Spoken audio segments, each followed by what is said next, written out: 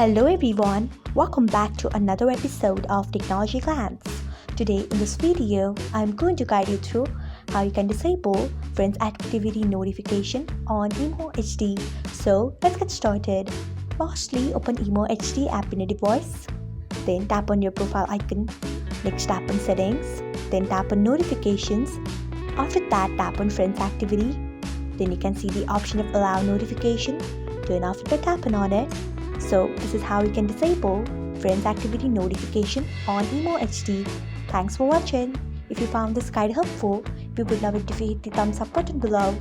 We upload great new tech tutorials like this one every day, so do not forget to subscribe to our channel and hit the bell icon so that you'll never miss another update.